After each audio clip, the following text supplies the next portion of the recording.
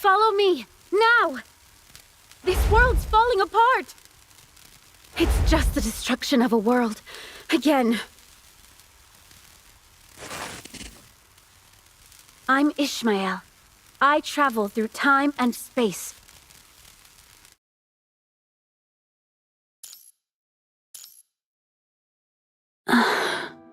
It's you again. Of course it's you.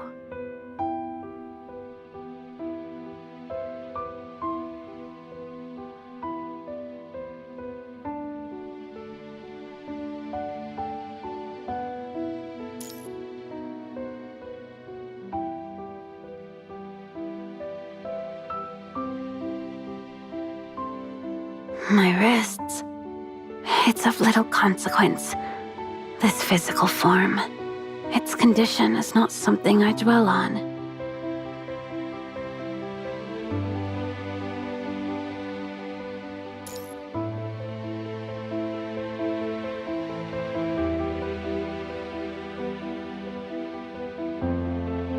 I see.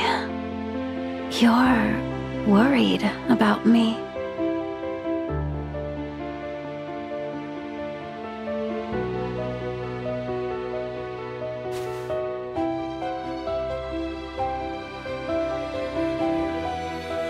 Yes, it does hurt.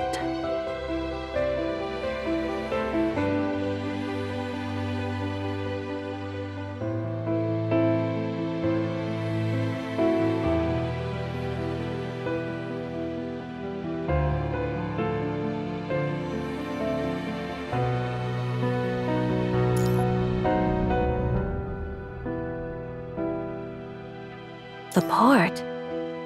What for?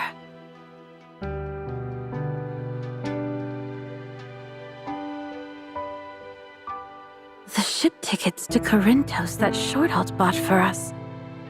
You actually took it to heart. We've provoked the world, and now it spirals toward collapse. Thepsia is not the only place transforming into a chaotic grimoire. Corinthos will be no different. Every person, every blade of grass, every fragment of existence will gradually crumble away. There is no sanctuary left for us to escape to, and no path left to save it. You returned here, against my warning. But have you truly considered the cost of failure?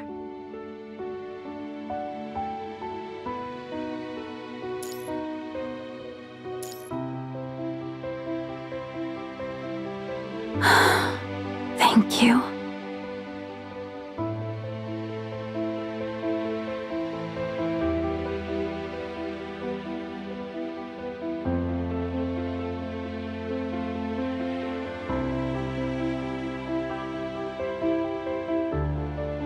Let's go to the top of the tower.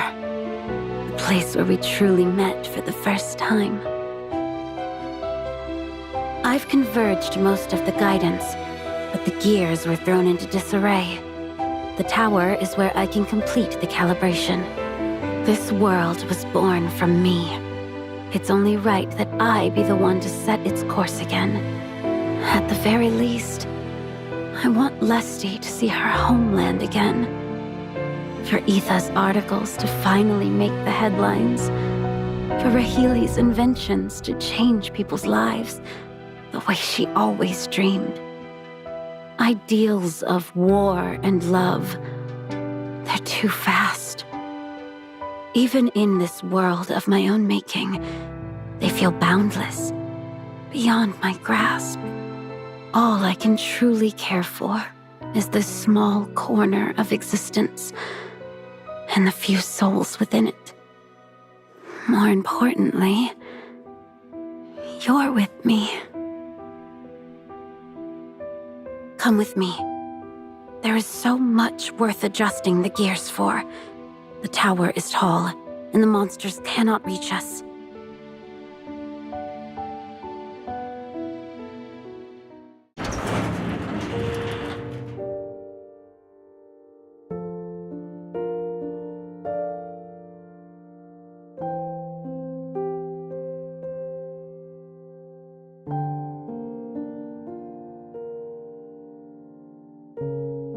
You can put me down now.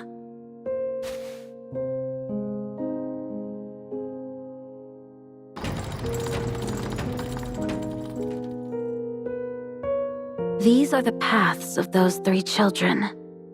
Now they're set right. But in this world, you are their guardian. That is the proper path I designed for them.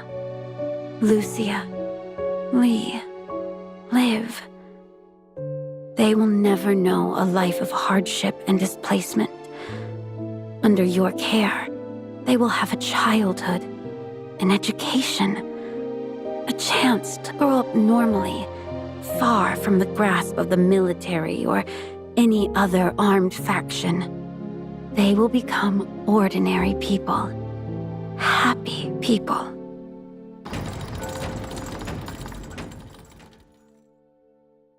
And these are the paths of Shortalt and Valeria. They will never be forced to abandon the ones they love. They won't be bound by duty as officers or soldiers. They will be free to enjoy the literature and art that can only bloom in peace and live long, full lives.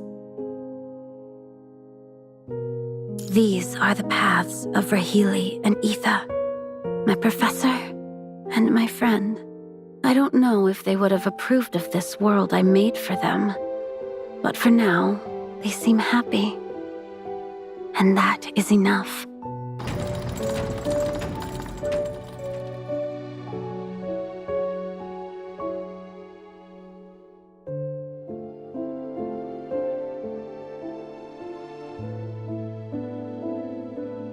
And this is yours.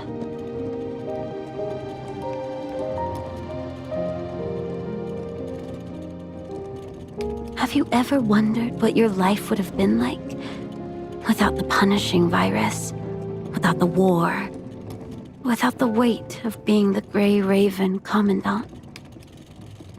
I had a path designed for you too. I thought you might have made a wonderful scholar, a quiet, leisurely life.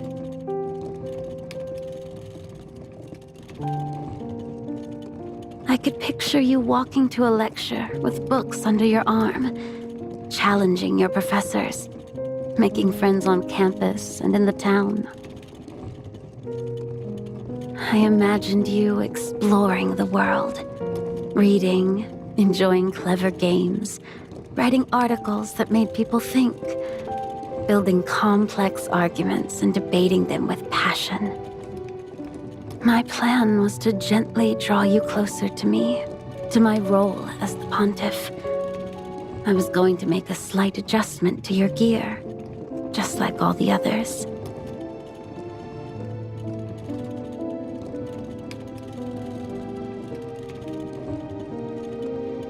But I then discovered something. Even as a mere gear, yours was different from everyone else's. I could barely turn it. Your freedom was too vast. You are the only one who ever existed outside my guidance.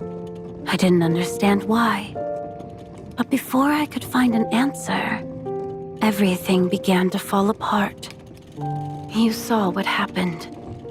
The guidance went out of control, triggering wars, assassinations. It seems even a simulated civilization is doomed to follow this inevitable curve. So, I intervened to retrieve the guidance. I never expected the sandbox itself to resist me. And that led to all of this. It wasn't until the day of the Pontiff's burial, when you told Shortalt that all your efforts felt futile, as if your path was being guided, that I finally understood. The guidance power I had scattered, it had somehow pulled your true self inside this world. No wonder I could never control your path. You are always that special variable, aren't you?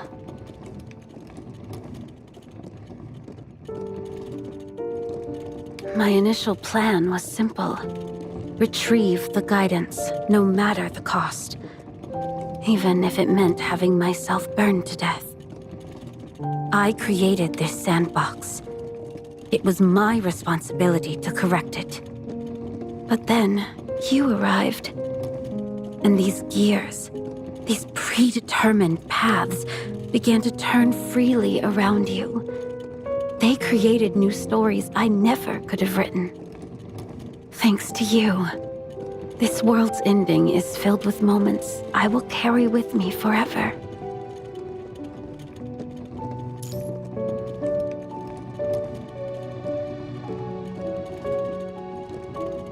The power has been retrieved now. So, shall we take one last look at this fading world, my great Raven?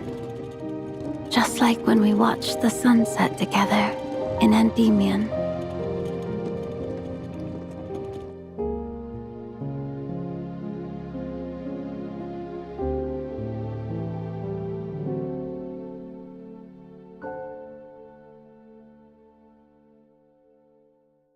Let's sit here, at the edge.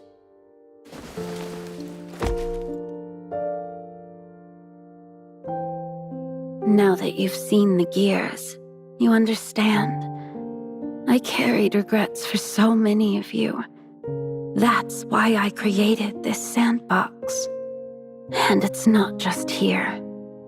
I always find myself in these positions, these vantage points high above a world. As a high priestess of some ancient tribe, as a pontiff gazing down from a glass tower, as a control court member of Babylonia, I wanted to be objective, neutral, to observe every story from a distance.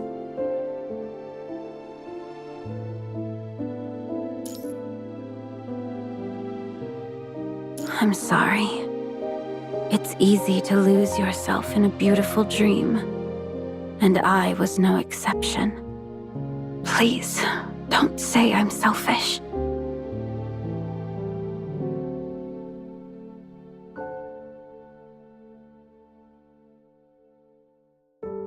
Human civilization had you.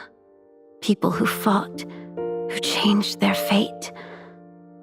But the four-winged white raven, we lost so many, yet our ending never changed. I escaped the heat death. I avoided despair. I stayed objective. I even let go of all strong emotion, drifting through the long river of time. But watching your story, humanity's story, it stirred something in me I thought was gone.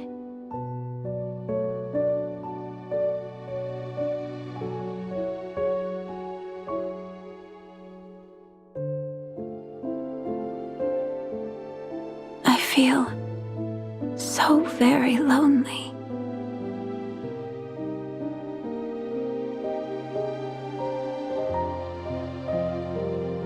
I've decided this power cannot be allowed to run free again. I will contain it, secure it. There will be no more incidents, no more chaos.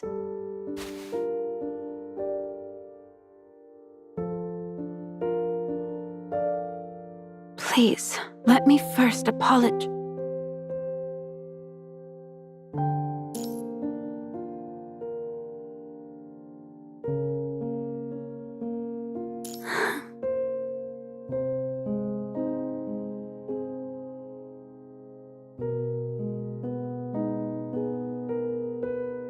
This world is chaotic, flawed.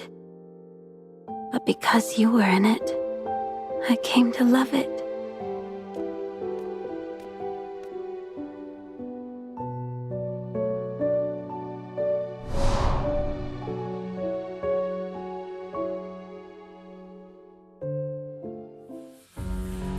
I I am a convergence of power that should not exist. To love me is to let me go.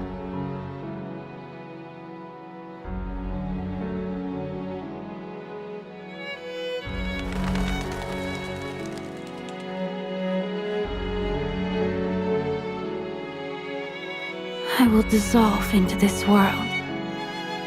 I will become the sky, replace the sun and moon, become one with it all. Goodbye, though I know we'll meet again and again, just as you once told me. We don't say goodbye, just do this for me. We've watched the sunsets of Endymion together and journeyed through the seams of time as one. Together, we've witnessed a nation's rise and fall, a planet's destruction, and the birth of a star.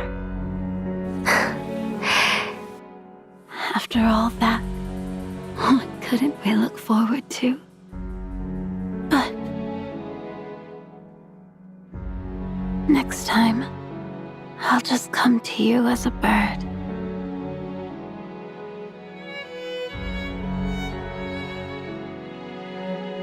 Please remember me. Please.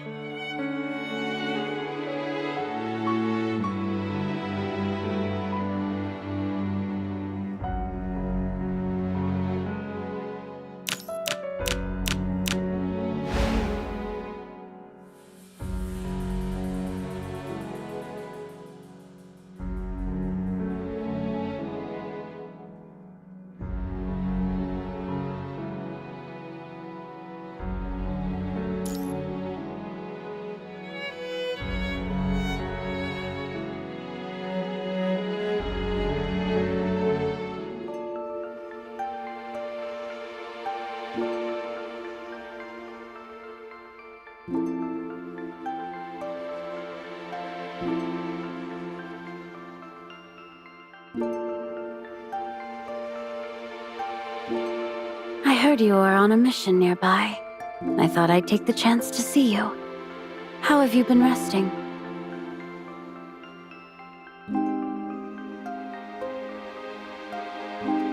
I've been following your daily routine, your condition in the field. It all seems perfectly fine.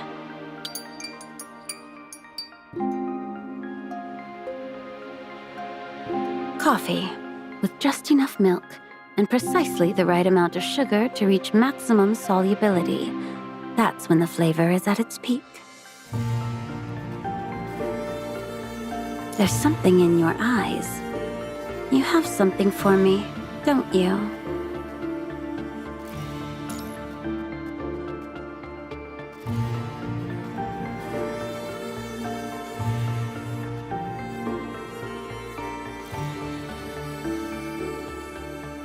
You should keep it. Consider it a little keepsake.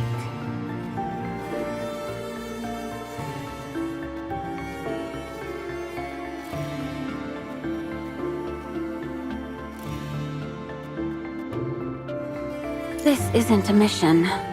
I don't simply anchor to random coordinates on a whim. My being here is no accident. Read my thoughts, Grey Raven.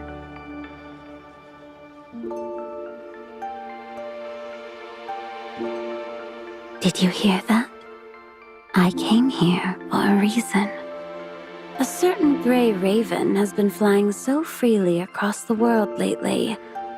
Now my steps are fixed on a course.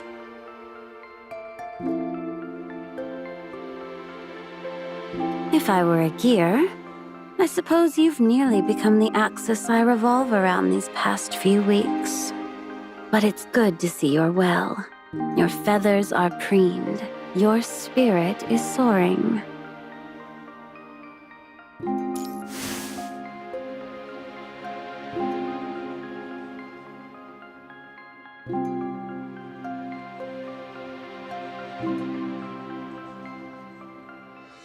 We get to share the same view again this time. Not looking down from above, but truly immersed in this world's perspective. Thank you for showing it to me. Come, sit next to me.